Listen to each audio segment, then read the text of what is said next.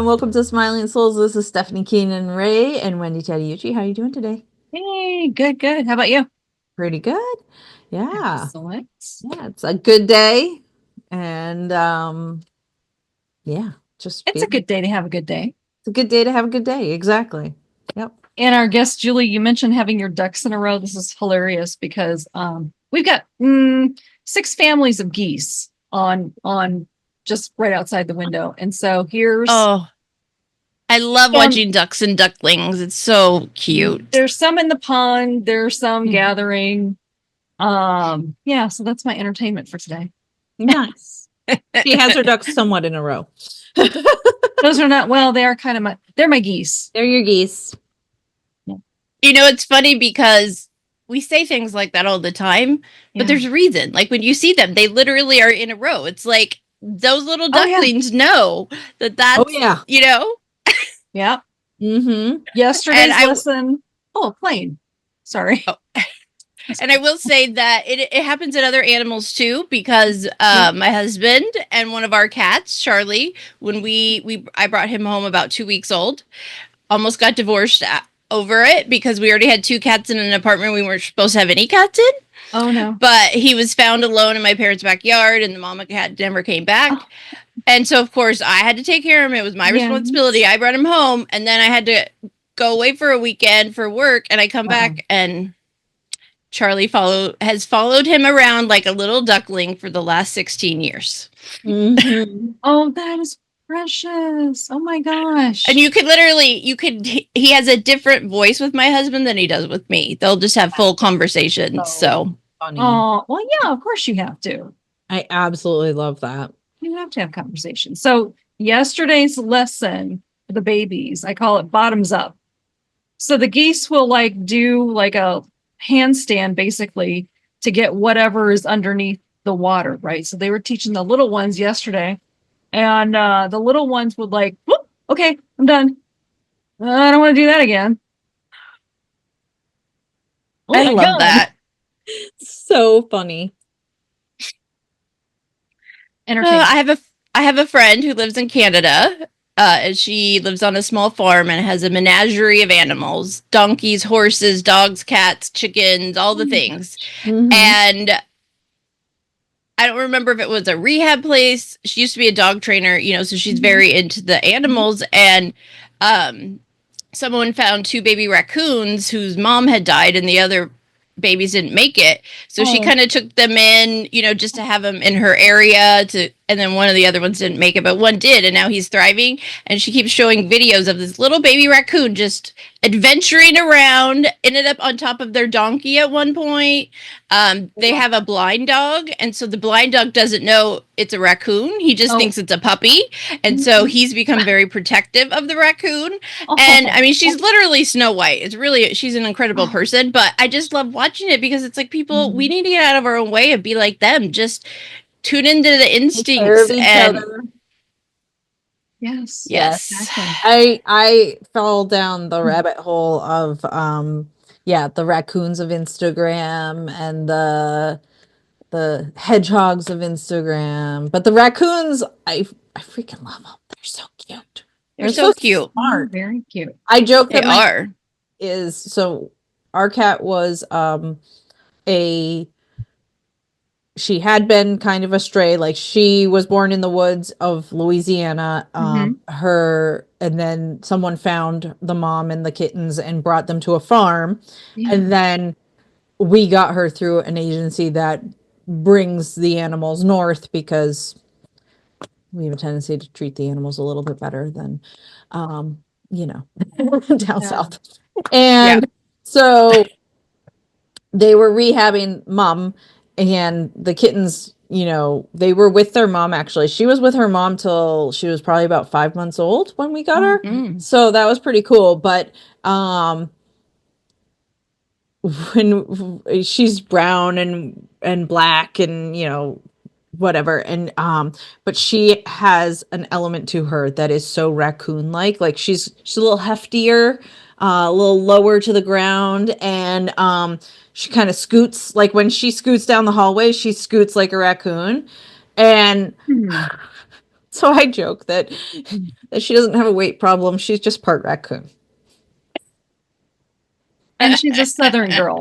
And she's Southern. She can't help it. That's so funny. It's so funny because I have literally cracked the joke at the doctor's office and he just kind of looks at me like, you're insane. Right. One of our cats, I mentioned, Charlie, he has a tail that is like stripes. Mm-hmm. So when he gets upset or is, something spooks him and, cats' tails poof up like five times bigger. Yep. When it does that, his tail looks like a raccoon. So we call him Charlie Raccoon Tail sometimes. And she has the stripes on her tail too, which also adds to the, the raccoon like. Mm-hmm. Oh my gosh. There's something there, I think. There's totally something there. I think she's a raccoon. In another life. In another life. I was just going to say that. Yes. Yes, exactly. Well, I will say that at one point we had a possum. Yep. My husband found he's a carpenter, but he works for a school district here in California. And one of the custodians called him like, I need a big stick. And he's like, why do you need a big stick? He was like, well, they thought if they used that, they could like scoot him out of the cabinet. And my husband being an animal lover, obviously I would need to be married to an animal lover. He took him because he didn't want anybody to hurt him. And there was no obvious place to release him. And they have no idea how he got in there. Probably the mom brought them in for shelter and then someone got left behind. So we had William the possum for about 9 months and we raised him. And I always say he ate better than I did. My husband did all the research and would make him all the things. He would make him scrambled eggs with greens and put the shells in because they need that. And oh my goodness. Oh, William. And then poor William was released and he was like, wait, where's my scrambled eggs? Right. Right. Well, it's funny. So we had him inside. My husband built, being a carpenter, a very fancy cage for him. And he was taught to use a litter box and all that. Wow. But as he got older, became full grown at night, he would become really restless. And I would hear him in there kind of like, almost like he was banging to get out of the cage. Mm-hmm. So he graduated into an apartment in the backyard. Mm-hmm. And my husband would still come out and feed him, but he would get to walk around. And then one day he was gone. Yep. No signs of injury or other things. He just had decided it was probably his time to go find other possums. That's cool. Maybe he had found a possum and was like, can you do the latchy thing for me? Yeah. Well, actually, when we moved him out there, it was open. He could come and go. We really tried not to, quote, hand raise him. We didn't handle him a lot. And after the initial time, we had to give him a bath because he had fleas and all of that. But he would let us pet him, especially when he was eating. But we really didn't try to make him a pet.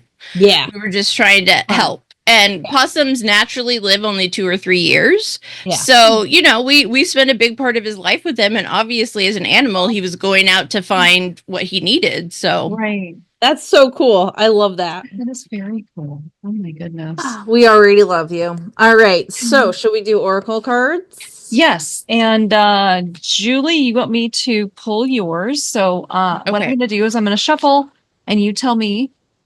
I can not do a double at the same time. Tell me when to stop. Okay, stop.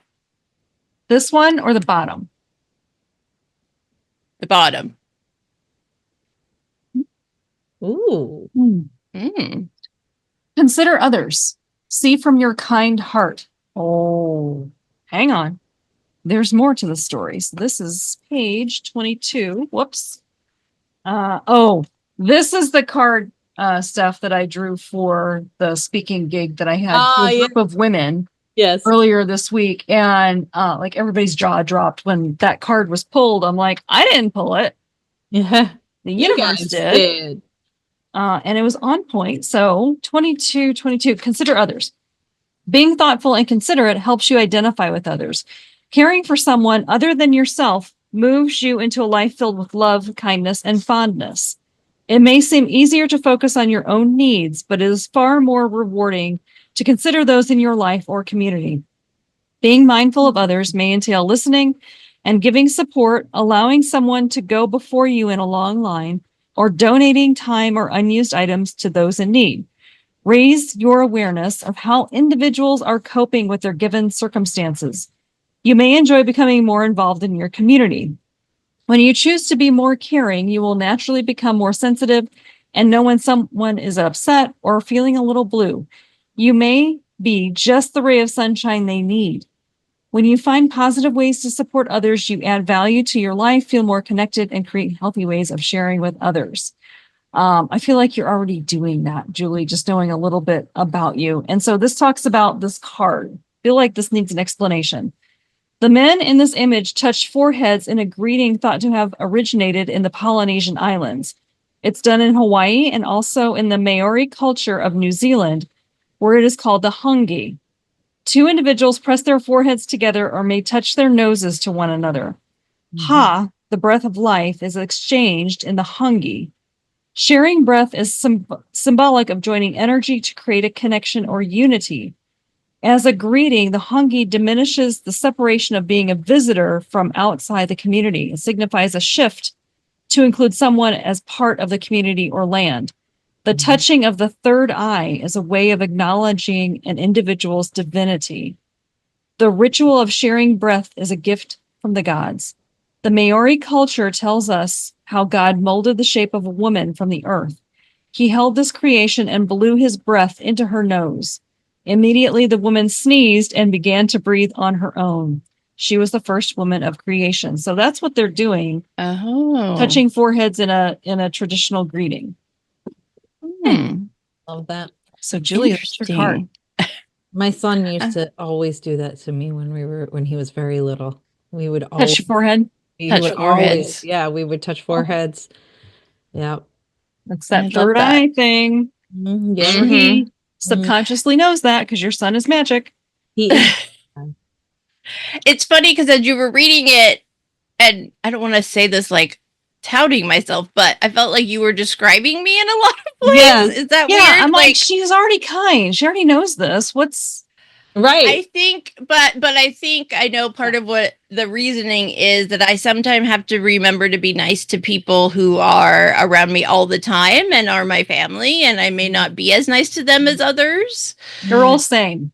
Yeah, I have my sister who is over 4 years older than me is having very major health issues right now and is homebound, unfortunately. And so I've actually was out there twice this week, which is more than I usually do in a month or a couple months, just because we're all busy. Right. And so I think maybe some of that is me taking a breath and not losing my patience. You know. So sometimes we need a reminder for whatever we're in right now, even if we're good at something all the time. We all have short fuses. We all get stressed. We all are in the moment. And so I'm taking that from the card. Yes, I love that. Yeah, you're so right. This is the human condition. We forget. Okay. Yeah, and we're usually the toughest on ourselves and those we're around, on the daily. And sometimes I'll be talking about things with my husband. He'll be like, "Lower your voice, calm down." I'm like, "I need to get it out now. Then this won't happen when I'm around them or that event or whatever it is." Yeah, he's your sounding board. Just like, hey, and it's not about you. Just let me get it out. Yes. Yep. Although I don't think half the time he's listening, but it's fine. Well, there's that too. And if not, the cats will be like, "Yeah, we get you. Okay, thank you guys." But I do have to say, I didn't show you guys. I did wear my smiley face necklace today in honor of your podcast. I love it. Why, thank you. Hey, Sometimes you just, if you're not feeling smiley, sometimes you just gotta put some accessories on to remind you. What are the earrings you're wearing? It's funny, again, the Hawaii thing coming up. So yeah, they're like kind of like a palm tree, but they're light pink with a little flower. Yeah, I love them because I can wear them with headphones. Right. And you'll still see them. Love it. Those are cool. Awesome. Very cool.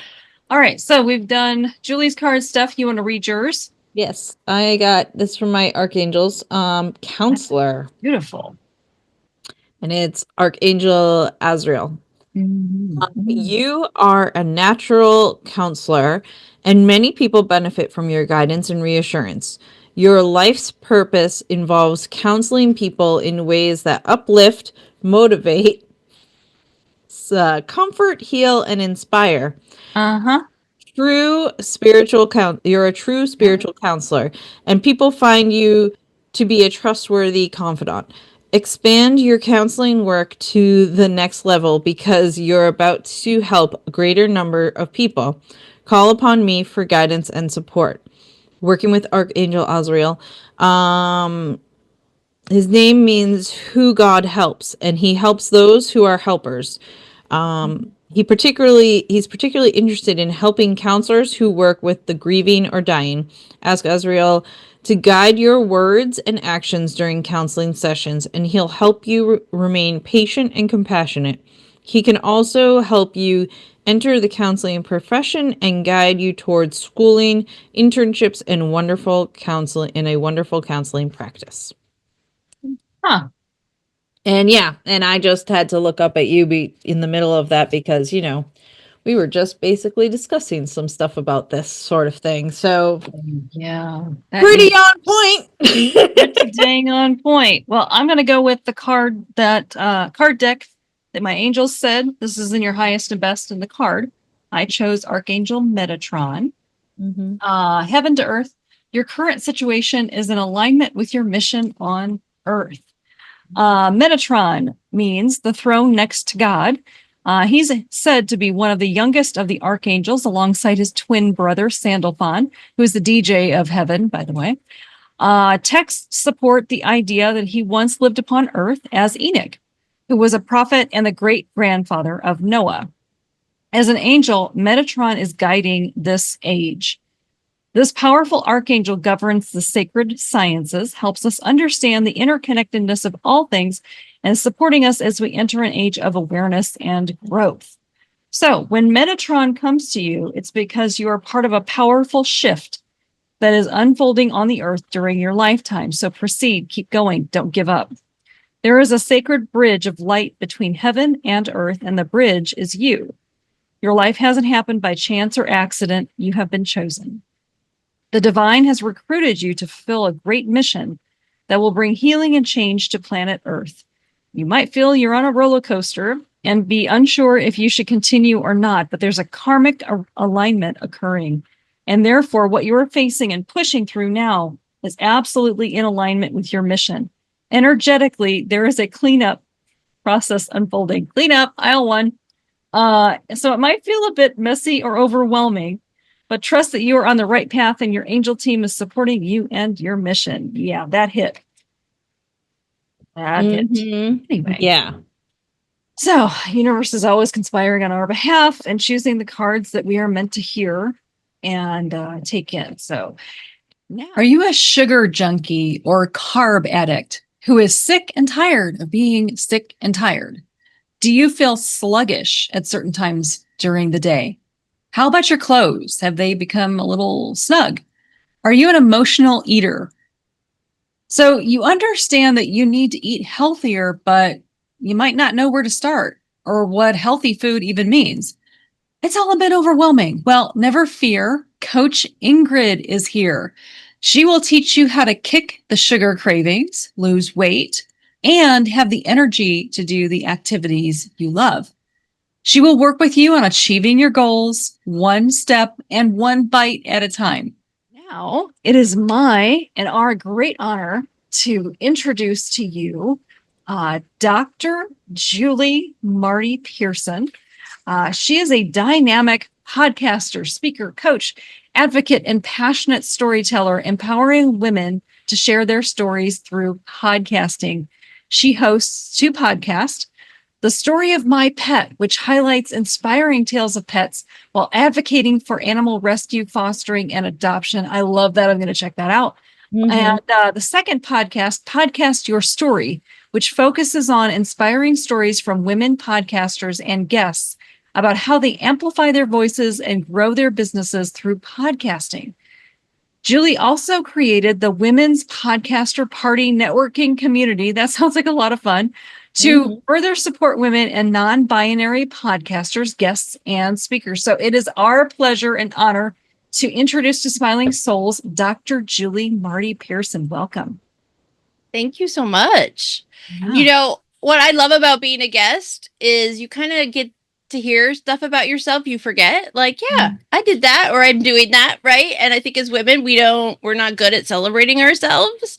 And so I've been doing a lot more guesting the last few months, and I'm like, yeah, there's a reciprocal process in me doing this, right? Not just having amazing conversations and meeting other great podcasters, but we get to talk about what we do or have done or are doing, and we don't really let ourselves spend time in that much on the regular day. Yes. So yeah, now is the time to just shine your light. Yeah. Yes. Shine your light. And one of the reasons I focus on women and stories is because there aren't enough women's voices in the world, let alone in podcasting. And, it really started as a male dominated media, and it still is in a lot of ways. But I've also learned that storytelling is healing. I know when you were talking about your counselor card, the grief thing, there's a lot of grief in the world, and you can't tell what people are dealing with when you look at them. And I've talked about grief in a lot of different ways, both as a guest and as a host with my guests. And so I really feel like the reason people connect with podcasting, it's because it's that personal relationship we develop. It's audio. Listening to someone in your ears is very intimate, right? Yes. And so I think that's why we, especially those of us who are healers and counselors and intuitives or just, helpers, all those things, it's a way for us to connect with others who are like us, that we need to kind of fill each other up. And so that's why I just loved doing this.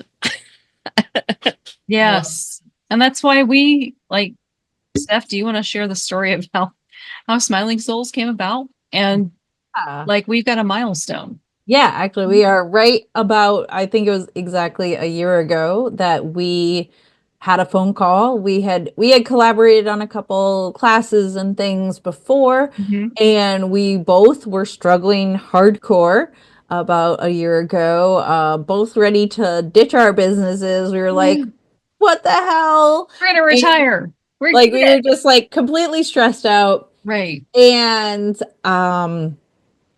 I was calling her with ideas of things that we could do. And next thing I know, she goes, well, what if we did a podcast? I thought you said that. No, it was you. I thought you said that. Okay, we'll go with it. Because I was like, wait, I've always wanted to do a podcast. And you were like, me too. Right. I just didn't want to do it by myself. Exactly. And yeah, it's really funny because I had been sitting on the idea for a good 2 years, and then she suggested it, and then it was just like roll with it. Everything was flowing. A couple weeks later, June 6th, I think it was, we recorded our first episode, and we just kept going. And Wendy's rule was so long as it's easy and we're having fun. And that was the rule, and that is how it's been. It has been enjoyable. It has been easy. We really don't have challenges as far as communicating with each other. Or we had one good yelling match, which was all of 5 seconds of me being of you being and right back at you, But it was we laughed about it. Yes, just oh my God, that was great.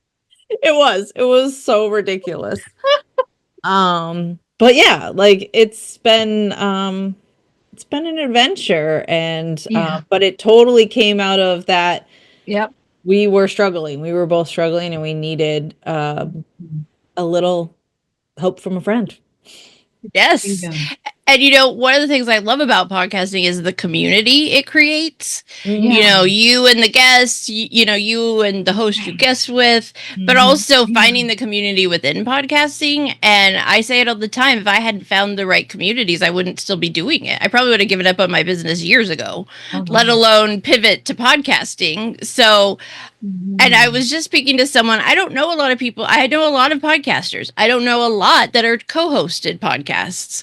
And this is only my second interview I've done on someone's co-hosted podcast.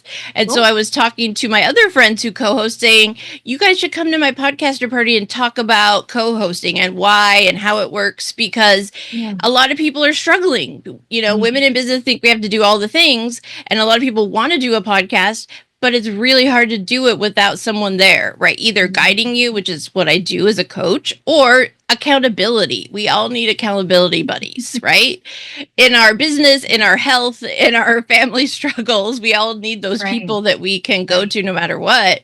And so I love hearing that for you guys, it was really each other and being able to have each other to support, but to do something you wanted to do and just see where it goes.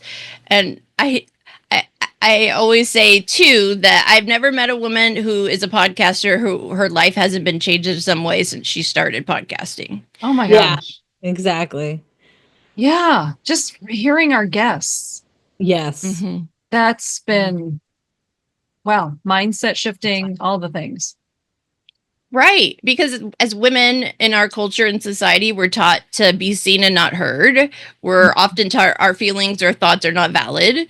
We're taught, like, you know, stick to your role, you know, and it's different for everyone depending on their family and all of those things. But I think we're definitely in the era of women just being like, I don't care. I have something to say and I'm going to tell it. And there's someone somewhere needs to hear it. And so I think that's also why women love podcasting, because it's tapping into that, like, I don't care. I'm going to do what I want to do. I'm going to say what I want to say. And I have said many times, especially in the last year or so, if you don't like what I'm saying or promoting or being supportive of, then just hit unfollow. I don't need you here. You don't need to be here, right? Just get rid of that. Yeah. I have no more F's to give. Exactly. I'm all out of F's. Exactly. Absolutely. Fresh out. I love that. Yeah, and actually when it comes to us podcasting as a team, that's been the best part, is it's like we go with each other's strengths. So like I'm the one who does more of the editing and things like that. Wendy's more the promoting person and like posting things, because she's far better at like using the flourishing words and making it look pretty and whatever. And thank you. Like I'm the person who's like, okay, head down, do the thing. Okay, we're good. And I'm so grateful for you for doing that. It's not in my wheelhouse. Like, I'm not good at it, like you said, but you're very good at it. Yeah. And she's better at sending the emails. I'm Well, you know, I found that even in like my entrepreneur pals, my, you know, my women friends who do a lot of the same things or similar, that, you know, a friend of mine will reach out and be like, I need to do this. I don't know. It's like, it's fine. Just go do what you're doing. I will get into your stuff. I will create it and send it to you. You know, it's like, I have no problem. That's always kind of been who I am in general in life. But then I can also go to her when I'm like, I'm struggling. I don't feel like hitting record. I don't feel like doing any of this. No one's listening. No one cares. Why am I doing this? You know, and then she's like, oh, okay. You know, we all need those people that balance us in different ways. Yeah. Yeah. Oh, yeah. Yes. Steph caught me in that this morning. Yeah. She was like, no, it's going to work. Shift your mindset. We're going to do this. I'm like, okay, yes. Thank you for catching that. Yep. So, and also when people say that, what I find is that I'm catching it more in myself, because I have people doing it for me more consistently because of the people I choose to be around. And so then sometimes I'll say something, I go, nope, it is going to happen. Not maybe, or when it does, it is. Like, and sometimes we need that too, just to like remind ourselves. Yes. 100%. Yes. So tell us about your podcast. I want to hear about the animal one, but I mean, I do too. I want to hear about both. Well, that's where I started in podcasting. So, I always, you know, say before COVID, I had a different career. I was in higher education for almost 20 years. I taught psychology and statistics at community colleges and universities, but I also was full-time staff and administrator in different roles. And I did a lot of what we call institutional research and assessment and accreditation. So that's kind of like my analytical numbers, logical side of me. That I love psychology. I have 2 masters and a doctorate because I love school. I always loved being a student. I love teaching, you know, so that's who I was. But I was wearing myself out mentally and physically. In 2017, I turned 40. 2 weeks later, I was diagnosed with kidney disease. 2018, my dad passed away. And then 2019, I left the last job I had in higher ed to have a hysterectomy. And that was a long, hard process of recovery for me in a lot of ways. And I was just kind of coming out of it when COVID hit. And so even if I'd wanted to go back to higher ed, all the schools were closed. Right. So it allowed me space to think about what does the rest of my life look like, or what do I want it to look like. And it was very hard for me because I've always been the good student, the people pleaser, the do what I'm supposed to. And that's what I had done. I got my degrees and had my career, and I loved it, but they were very stressful roles.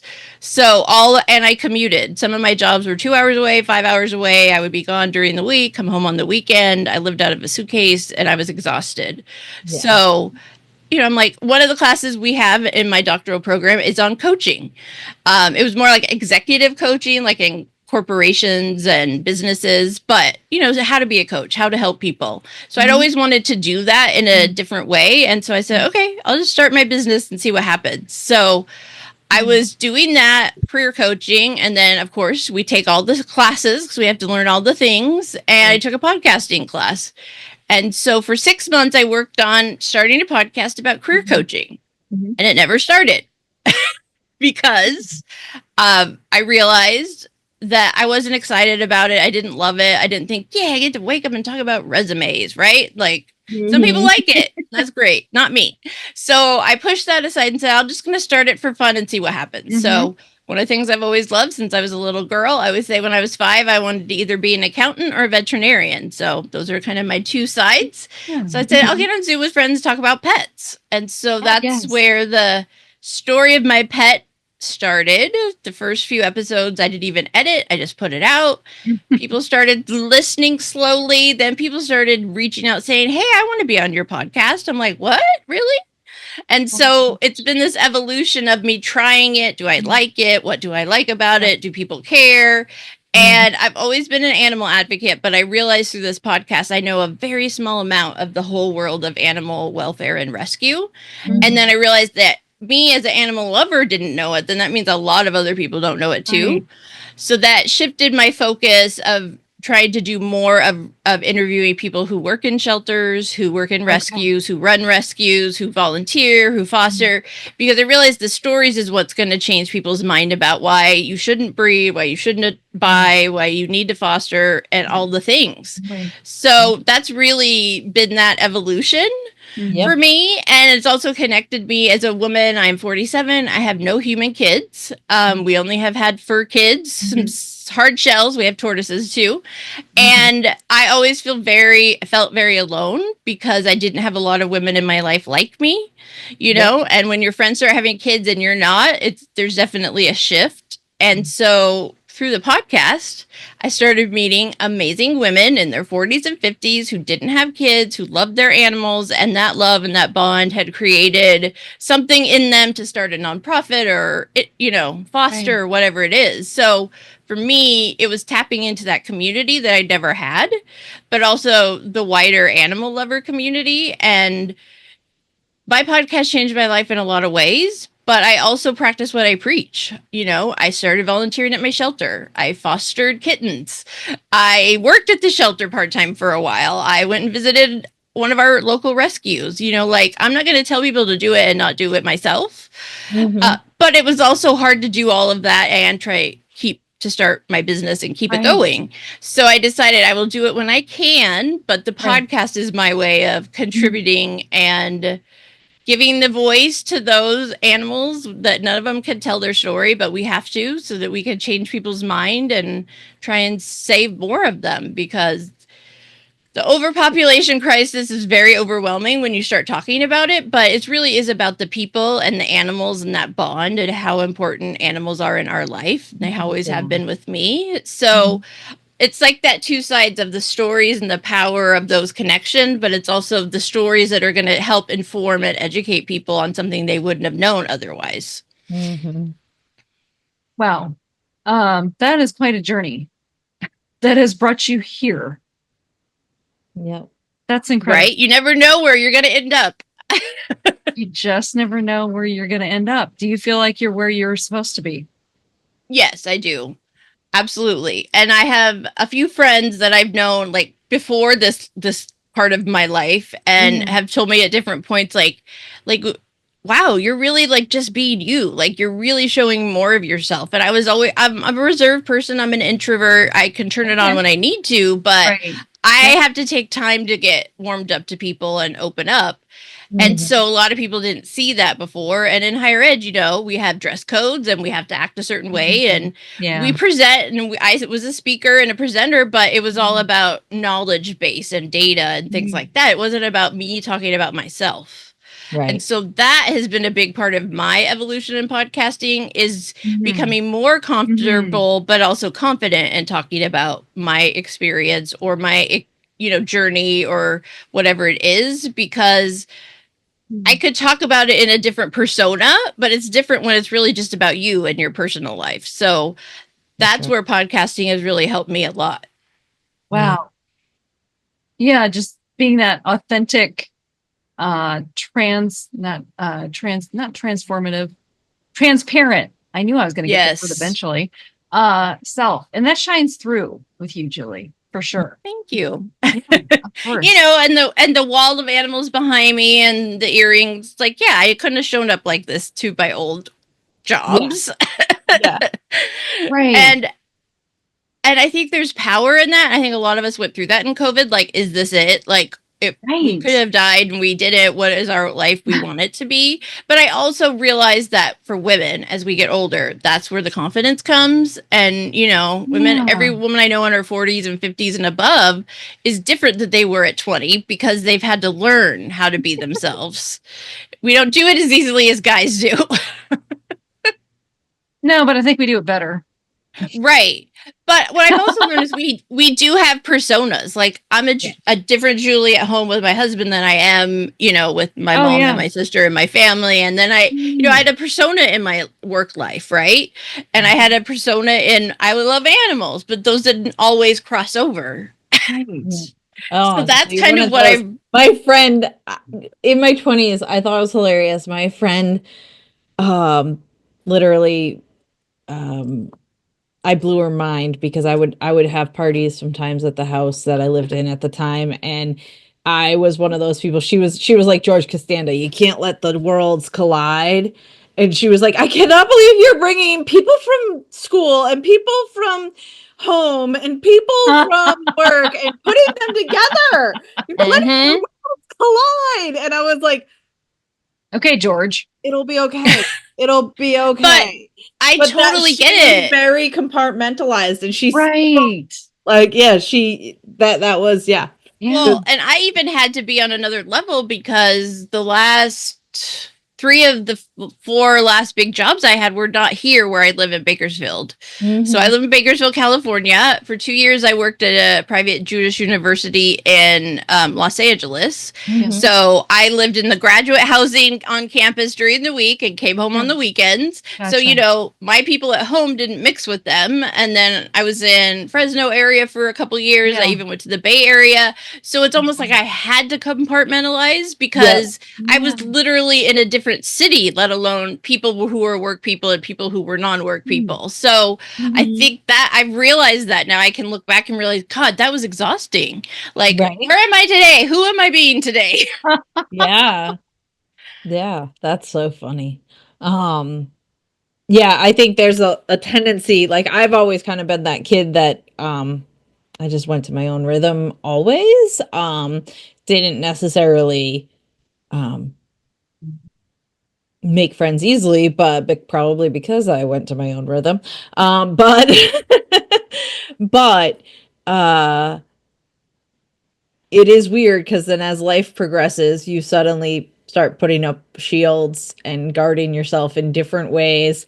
And then you hit 40, 50, and I'm only in my 40s, but speaking of the other people that we know, it's like, they hit their 40s or their 50s or whatever. And it's like, as they say, zero fucks to give, like you're just keep it going. And I think perimenopause, menopause, there must be a switch that flips as our bodies are changing before we know what's happening.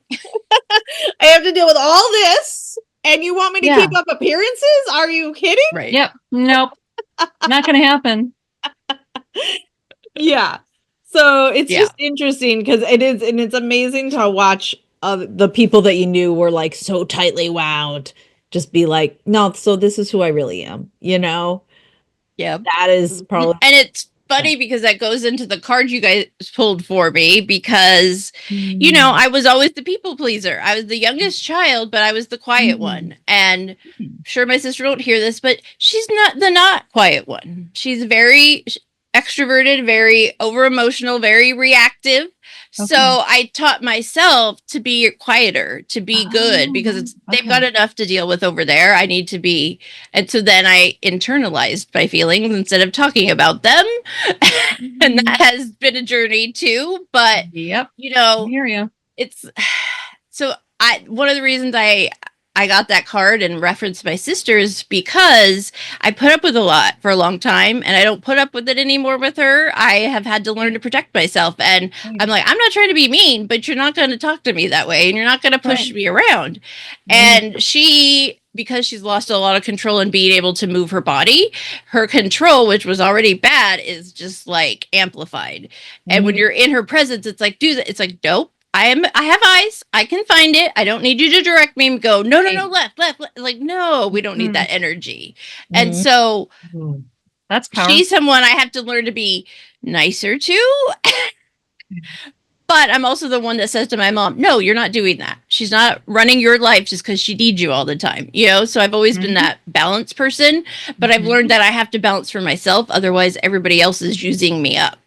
Yes. That right there. That's a write downable. That's a takeaway. That's gold. Say that again for those of you that really need to hear this. Yeah. So you have to, you have to be good at setting boundaries. It's a process. You learn as you go. But if you don't take care of yourself, you can't let people use you up because then you have nothing left for yourself. Right. That's it. 100%.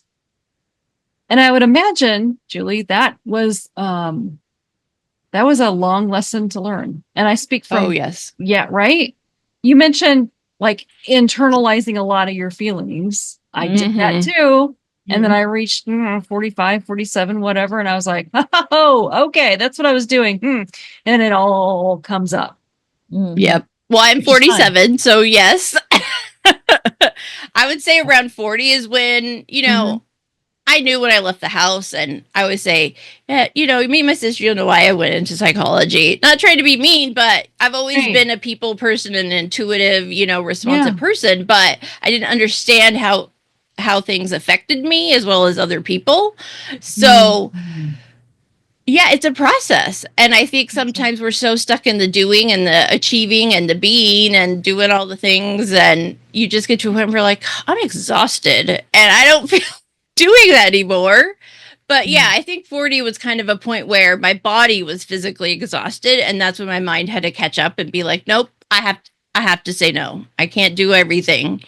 And it was something I did learn as a child too. I had a lot of health issues. Around 12, I missed almost a whole year of school because I had Epstein-Barr. And so, but it took like almost 6 months to find out what it was. And doctors thought I was just doing it for attention. And my parents were like, no, she doesn't do anything for attention. This is real. Yeah. And so that was hard because I was very lonely and depressed because I wasn't around my friends and I didn't have the energy to do things. And that's flared up and down throughout my life and other autoimmune issues. So I've been always good at taking care of my physical self and having to rest or having to say no and having FOMO because I can't go do it. But I wasn't always taking care of my mental health, my mental ability and how to handle things. And so I would say in podcasting, things have come up that I didn't even realize was something I dealt with or haven't dealt with, right? Really? And so, yeah, I was like, oh, I hear somebody else say it, and I'm like, oh, that's why that was hard for me.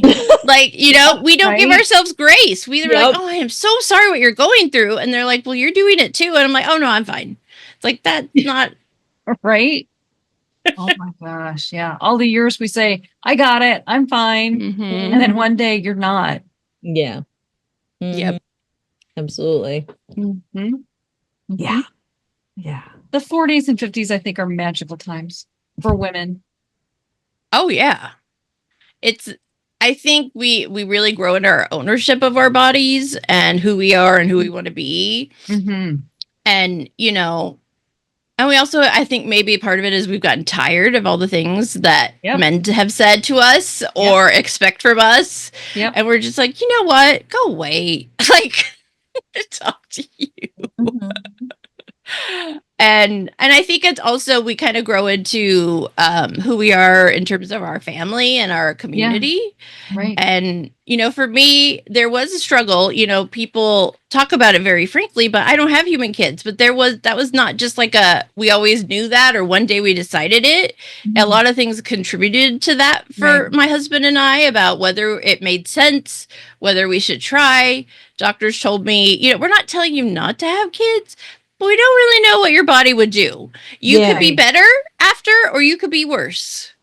And a lot of my autoimmune stuff is genetic based. And so mine got flared early because of the Epstein-Barr virus. But my sister didn't have issues until she had my nephew at 40. And now her rheumatoid arthritis is so bad, she needs both hips replaced, and she cannot stand or walk on her own. And so, now I'm telling myself, okay, Julie, it's okay that you did what you did, because you did it, and my husband did it, knowing that that's what could have happened to me. Exactly. And one of the times we talked about it, my husband said, I can't take care of both of you. Yeah. I can't have you and the kid in bed not wanting to get up and go somewhere or do something. And it was true. It's like, you don't have to always have those conversations, but for us, we knew we had, because it was always a part of my life, having to manage that. And so then there's moments where I'm like, wow, okay, it was the right decision, But it was also for my sister the right decision to have kids, because that's always what she wanted. She was my second mother. She was everybody's mother. She was the babysitter, the nanny, that was always who she was. And she got married at 37 and had really hard pregnancies and lost the first. And then she had my nephew.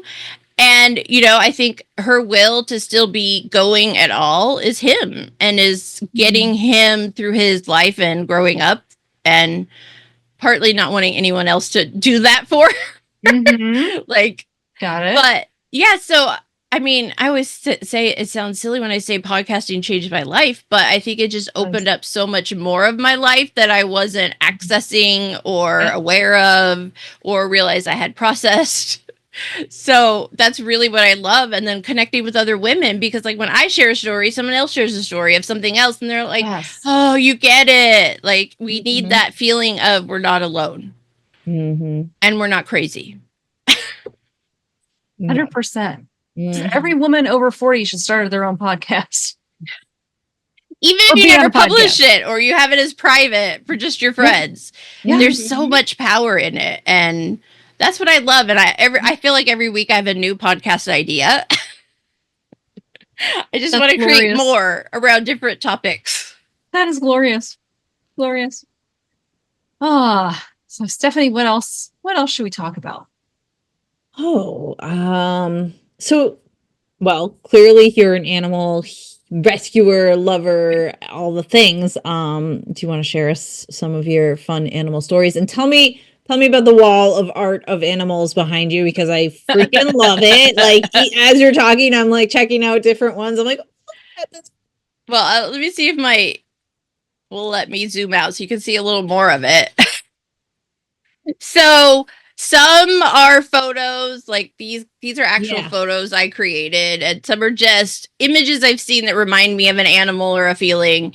This one is a golden retriever. I had a golden retriever as a kid. And over here, this little shelf is kid pets. I have a photo of myself with one of our dogs and one of me and my sister the day we got our golden retriever.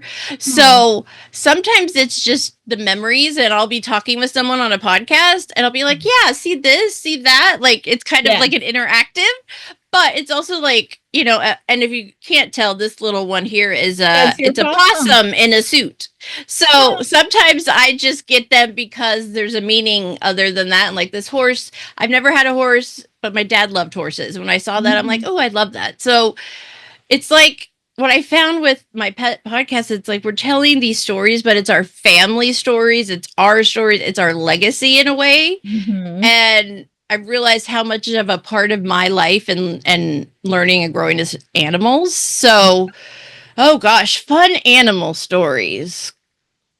Too many, too many animals popping up in my head. But you know, I loved growing up with dogs. I Mhm. loved my dogs. Lady and the Tramp, 101 Dalmatians. Those were my favorite Disney movies. And my one dog Champ was very much a part of my process when I was sick. It was when I was sick that my parents let me get a puppy, which I'd always wanted. And so we went and picked him out. My sister paid $5 for me to bring home Champ. And he was my therapy dog. Of course, we didn't say that back in, the 80s and 90s, but that's what he was. And he was very in tune with me. Like, I realized now he would come and lay with me or near me when I was having a harder day or I was in more pain or whatever. And, that gave me a friend when I was home all the time and couldn't see them. And, that's the power of animals for me. And this is actually one of Champ's tennis balls. Oh, I lived at home during college. I went to my local university to save money. And then for grad school, I moved away. That was my first time moving away, living on my own, went up to the Bay Area. We're unpacking my new studio apartment and I opened one of my boxes and start taking stuff out. And this is inside one of my boxes. I did not put it there. At some point in the packed it for packing you. at home, Champ dropped his ball in one of my boxes and it got packed. And that was back in 2001. And so Champ's tennis ball has come with me. And it's just a reminder of slow down, connect, all of that. But as an adult, I have become a cat person. I love all animals, but I got my first cat and I'm like, you are my people. You want snacks and naps. Like, yes. And occasional pets, but not too many. Yes. Right. Mm-hmm. So a lot of my funny stories are really just like cats being cats and amazingness and how different each one is. But a one story, my first cat, I adopted Jack as a kitten from one of my local shelters.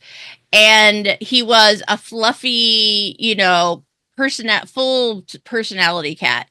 He was very social. I actually would take him places. We would go to friends' house.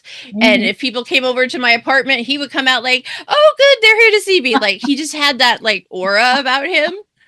So when I worked at the university in LA, he started having health issues. He had kidney disease. Funny, because I ended up with it later. So he had to be on a special diet. So the struggle was with our other cats feeding him and him eating it and them not coming and stealing it or eating, So we decided, well, Jack is good with travel. He doesn't get stressed out like some cats. So I put him in the car with me and drove him to LA every week. And he got to hang out in my apartment with me and get all of my attention, which he loved because he was like, I'm the star again.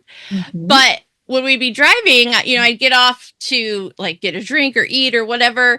And he loved getting out of the carrier. So when we were stopped or I was, doing something like that, I'd let him out. And a lot of times that meant he'd end up on my lap, pulling through the drive-through. Hey, you have a cat in your lap. I'm like, I do have a cat in my lap. And I'm like, yep, that's Jack. He just kind of goes with the flow. But I always had to put him back in the carrier because one time I did it or I didn't realize it wasn't fully shut. Oh, no. Yes. Nighttime, driving home from LA. And if anyone knows California, Thanksgiving weekend is the day you do not want to leave your house, let alone being on a freeway. So bumper to bumper traffic, trying to get over the mountain pass to get to where I live. And he, I don't know, something spooked him, got under my feet. Oh, no. Like, no, Jack, no, Not where you want him to be. I'm like, okay, yeah, I gotta make sure I zip that all the way. Oh my gosh. So with Jack, what came to mind, I don't remember what the show was called. It was in the 90s. It was Deborah Messing. Yes, Will. yes, okay. Will and Grace, Jack. which so the other part of Jack is my friend who had a cat that I fell in love with and why I decided to get one was a female. And all I'd heard is the female cats are better. That's not true. It depends on the individual cat. But at the time, I didn't know that. Yeah. So at the shelter, I'm looking at kittens and I say, I want a female. And, they take Jack. Yeah, this is a female. Well, he was so fluffy. And sometimes it's hard to tell with it's sometimes it's hard to tell with kittens anyway, but he was like a fluff ball. And so I brought him home, and his name at the time was Satine, which is a character from the movie Moulin Rouge, which I love. And, we would say Satine, and there would be no response. And I was like, well, he's a kitten. He'll learn his name, at the time. And so I'd had him a couple weeks and then took him to the vet, who was my childhood vet with them. And he goes, well, it's a boy. I'm like, oh. So brought him home, and my husband, then boyfriend at the time, loved Jack Daniels. And so through a thing, I decided to name him Jack. And the first time I called him Jack, he like whipped around like, yes, like finally, like say to me, I've been waiting for you to figure it out. And so at the same time, Will and Grace was on. And so we all decided that, yes, it's actually Jack. That's right. Just Jack. Because that was like it was so his personality. So perfect. That is hilarious. Oh my gosh. That was the best. Speaking of Jack from Will and Grace, have you guys seen the clip of him on that British show, Gordon something, where it's a talk show, and they show a clip of him from the 80s when he was in he was in a band. He was a keyboard player. I didn't know that. It was a new wave band. And he, like, being a keyboard player, you can't really dance and press the keyboard. So he'd like do his keyboard thing. And then when he wasn't keyboarding, he'd be like dancing. And then it'd be his time to like hit a button. And then he'd go back to dancing like a crazy dance. And even like in the clip, it's so funny because even the singer is just kind of like looking like, what? What is that doing? Tapping over my shoulder. Like, it was so funny. In the middle of the night, Jack would be in the hallway, spinning around in circles, chasing his own tail, and we're like, Jack, it's 2 a.m. What are you doing? Putting on a show, Mom. Yeah, he was one of those beings that was like, I'm always the star of the show. I don't care what time it is or where we are, right? Even at the vet, he would jump out of his carrier and he'd walk all over the counter. He was just like, he lived his truth. Once I realized that his truth was he was a boy named Jack. Just Jack. Remember that? Just Jack. Yep, just Jack. Oh, yes. Yep.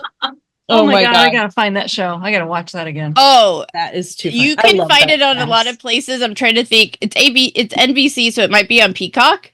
Yeah. But I love that show. It was one I always loved after watching reruns. And they brought it back, yes. A few years ago. They brought it back. Yep. Yeah, they did a relaunch. And in some ways, I would say it was even better because they were all older and past that whole like success of a show. And they just like leaned into their characters. Oh my gosh. Yeah, that's gonna be a looker-upper.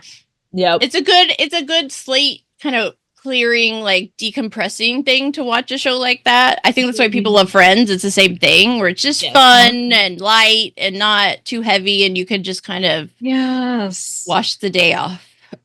So when you were sharing your stories, first off, I have to show it. So this is my Reggie.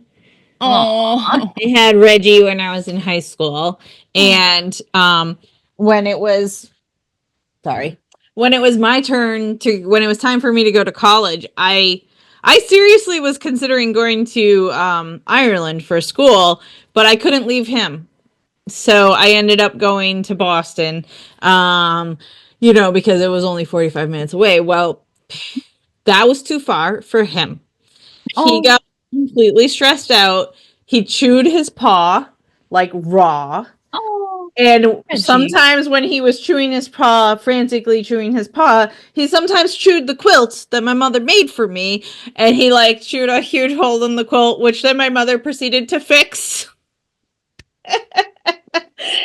But yeah, like she eventually brought him to the vet and was like, anything big change? And she's like, my daughter went to college. And he was like, yeah, that'd be the thing. But then my second year, I ended up moving home anyways and commuting. So he felt much better second year. Well, I will say, sad, but not sad. Let's see, probably about 6 months after I left for grad school and moved, we put Champ to sleep. He was epileptic. Mm-hmm. What I think he was around 1 or so, he started having seizures. We didn't know what it. We'd always had dogs, but we never dealt with anything like that. Luckily, it was able to be managed with medication. But that meant at the time I went to grad school, he was like 12 or 13, so he'd been on medication like a decade or almost most of his life. So the medication started causing issues with like his organs and all of that. So we knew it was coming, but I always say that I look back and think it's like he knew it's like his job was done. Like he had done what he needed to do for me, and I was kind of off. And luckily I was home when it happened, and I was there in the room with him. And I also think that experience was important to me because every pet I've been able to be with, I'm going to be with. Like they were with me through all of it. I need to be there. And I find it healing. Some people it's not, it's the opposite. So you have to do what you need. But that was also really important to me because like I chose him. I looked at a litter of puppies and said, I want that one. My mom was not happy. I don't want a male dog. I'm like, I don't care. This is the one I want. And so our pets find us in a lot of ways, but he definitely found me, and I felt like it was, really my job. And my dad and my sister were there. My mom was the only one that couldn't be in there. And that's fine. That's what she knew what she needed, but we all wanted to be there because he'd all given us something. And him and my dad were very close too. It was very hard on him. He never got another dog. He was like, nope, I'm done. I can't do it. So, it's like, it's that life process that they're a part of, and sometimes grief is hard, period. But pet grief, there's a stigma about it's not a big deal, it's not important. But I always say to people, even if you don't have pets, think about your friends that do. Their pet is a part of their everyday life, their routine. They come home to them, they walk them, they do the things at certain times, and then they're just gone. Like we spend more time with our pets than we do with a lot of our family. Right. So it's important to honor that and be like, it's okay to be sad and it's hard and you're glad you had them, but you wish they lived, 10 times longer. So I like to talk about Champ now because I've kind of been able to talk through and realize how important he was, but also realize like, that's what I needed. And that's why I love this. And that's why I love talking to people about it and hearing their stories of why they did it. And my very first coaching client in the podcasting space, her name is Kate. She had a coach who told her podcast idea was stupid and nobody would listen to it. She wanted to do a podcast about soul dogs. She had a soul dog who helped her through mental health issues and all these life things. And the coach told her, no one wants to listen to a podcast about dead dogs. I'm sorry. Matter of fact, coach. Well, that's even weirder. Go ahead. I'm going to let you finish your story. Well, and you imagine like someone who you see as an expert or knows what they're talking about tells you that. She was like, oh, well, then it must be a bad idea, right? Yeah. Well, so then she found my podcast. She listened to the story of my pet and she reached out to me. We got on Zoom and she goes, that's a fabulous idea. And I got to be her first episode and it was about Champ. Yeah. And so Soul Dog Podcast exists. And she wasn't doing it for anything like business or it was important to her. She wanted to share, and she found the person in me that understood that and said, yeah, people will listen. Trust me. Yeah. Well, that's so weird because I was going to start telling you a story about how Reggie was like my soul dog. Like I called him my soulmate. Like the minute we met, like, so my dad had gone to a rescue near us and found him. And he, he was an English Springer Spaniel. So, English setter, sorry. And he, he wasn't a popular breed. But it was the kind of place that like, you kind of had to like know who you wanted to see. You couldn't just like walk through the kennel. Oh, okay. And, so he had gone and like went to see them and met Reggie and was like, oh, he's amazing. And then brought me and my mom. And the minute he and I locked eyes, it was like, yep, we are soulmates. Aww. So I've always called him my soulmate. And like, even to this day, like recently, my husband's like, I know I'm not your soulmate. I'm not Reggie. Well, at least he's aware. I mean, right? And he knows that I am not the kind of person that's going to be like, oh, my soulmate, my love of my life. Right. Like, I'm the same way. I don't talk like that, but I'm like, yeah, I get it. But it was really weird because a few years after he passed, after Reggie died, I don't even like I had this crazy dream where he came to me and he rescued me and my sister in the dream. And it was like such a weird, crazy dream. Like, Oh my gosh. none of what happened in the dream has ever happened. But to me, what it was a message that I am here watching over you all. Yep. And so, like, because of that, Yeah. it's like I still talk to him all the time because you see, Right. you know? Yeah. And so, yeah, it's just amazing. They are amazing creatures in our world. And, Really. Yep. you know, Yeah. You know, so I met my husband when I was 19, so we've known each other a long time. And we were dating, you know, obviously he's an animal lover. He grew up with a menagerie, you know, fish, also he had tarantulas, which we have, those are in his room. But he had a dog named Rusty when we first started dating. And obviously Rusty was older, so they'd had him a long time. He was a mutt they just found on the street and they took him home. And then Rusty passed away. And it was very hard on him. And so one of the reasons we haven't had a dog is because there's a block there for him. Right. And when I say something, he was like, no. And he like, just like his demeanor shifts. And I'm like, I know, Rusty. He's like, stop it. Don't say that name. Like still at 47. Wow. Yeah. So, you know, we don't always realize at the time, like he was really important to him through that, you know, adolescence is hard. So a lot of times in that space, when we connect with the animal, it's like, it is life changing because they see us. We don't have to say a word. Yeah. And 100%. that's why I get so upset when people don't treat animals well. It's like they are a living being that is connected to you. and You know, you can't just throw them away when it's not a puppy anymore, or whatever the reason. So I love that. I love when I talk about a pet and then other people start talking about their. Yeah. That's what I learned. You need somebody to talk, ask about their pets, and they'll go. That's right. Yeah. It's so true. Yeah, and I love they are so smart. Sorry. You say that's got to be your son. That's not Mojo. Yeah, no. But they're so smart and like they know when you need them. They know, like you were saying, you know, your dog Champ watched over you and helped you through this stuff. And like, yeah, they, you know, when you're not feeling well, they know to curl up with you. Even the most unsocial cat will be like, oh, she's not feeling well. I need to like cuddle her and make her feel better. And yeah, like the other night I was not sleeping well and Mojo could tell and he's not allowed up on the bed. My husband's away right now, but we have actually stuck to the rule of don't get on the bed. But normally when he goes away, we break that rule. But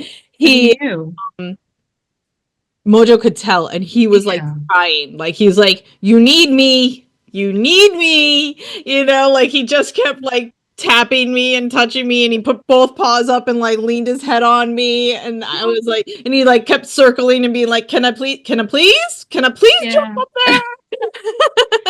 He's like, alert, you need me ASAP, wake up. Exactly. Would you just freaking let me cuddle you? Yeah. So instead I petted him for a few minutes and he was like, oh, fine.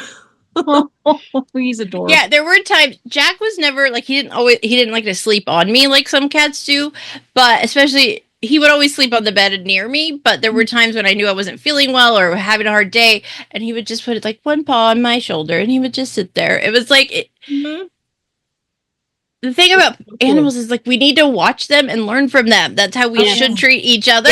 Like because it's such a pure thing. They're not like they don't care what your politics are, what your ethnicity is, or what you're talking about. Like they are in tune to your body and your energy. Yeah. And you know, I've met some really great people who work with do energy work with animals, or they use animals in therapy. I spoke yesterday to someone at one of my local rescues. They just started a program for veterans, and they're going to use their rescue dogs. They have a big ranch. They have like 100 dogs on the ranch right now, and they're going to have them come in, but they're also going to have a therapist, like a trained clinical therapist, to deal with things like PTSD, and they're going to use the dogs as a part of the therapy process because one of the guys in the rescue was a veteran and he did equine therapy after he came out of the military and it changed his life. And so that's what I love about my podcast on Being. These people are doing incredible things, but it all comes from the love of the animals and wanting to help them and help people. So I think growing up, we didn't have podcasts, we didn't have internet, we had TV shows, like those were our references. But now we have podcasting that allows the whole world to be connected to whatever you're talking about. Exactly. Recently, I was on a top list in Singapore. Wow. I was on Pakistani pets and families list for a while. So it's like, I'm like, I have no idea why, but okay. Yeah. That's amazing. I love looking at that because it's so fun when I see this random country pop up. I'm like, okay, Newark, New Jersey, thanks for showing up for me this week. Right. It's such a weird thing because you kind of speak into a void, right? You kind of like, okay, you have no idea who's listening and when and why. And it's a weird experience, but it's also it's a cool experience. It is. Yeah. Definitely. Someone's actually listening. Yeah. Exactly. Yeah, that's always the first thing. Oh my gosh, they listened? Right? Yeah. I know. Oh, well, this has been an amazing episode. Is there anything you want to share with us? Yes. Like, audience. Yeah, so 2 things. One, I want to say to anyone listening, if you've thought about starting a podcast, doing something in podcasting for your business, just try it. Because you need to find out if you like it first. Because if you don't like it, why would you put your effort and money into it? Yeah. And podcasting, hosting is not for everyone. Not every business needs it, but podcasting is not going anywhere. It continues to grow. Right. If you are not tapping into it as a business owner, you need to figure out where you should. So that's what I always like to say. But you don't need the fancy stuff. I can help people, give them a list, could start it and manage it pretty low cost. The other thing is community, like I mentioned. So I created the Women's Podcaster Party as a space for women and non-binary podcasters, guest speakers, because as women, we talk about different things on our podcast than men hosted shows do. Nothing wrong with that. But we also talk about things differently. Like you guys pulling tarot cards. I would imagine there's a small percentage of male hosted shows that would do that. Just an assumption of mine. Yeah. So that space is to come to meet others, to network, but also to learn new things and hear other people's experiences that you can learn from. Yeah. So I offer currently 2 monthly networking. I'm going to be adding some other layers, workshops. Some of the speakers I've had come to the networking, people want them to do larger things. I'm playing with a panel or a live stream part. So I want it to grow the community. Obviously, maybe parts of it will be a membership, but always have that open free space of the networking. Wow. Incredible. Thank you for sharing that. We will, when I say we, I mean Stephanie, we'll put the links and where you can find Julie and connect with her. Wow. This has been quite an episode and I learned so much and just connected, right? Reconnected with the animals in my life. And I love your little llamas. The llamas they just make you happy. And she's got a Betty White. And Betty White. We love Betty White. Who is a big advocate for animals and animal rights. So that's so funny. I forgot that she was there. Hi, Betty. I love Betty. Betty's the best. Yes. Well, we have to pass the torch, right?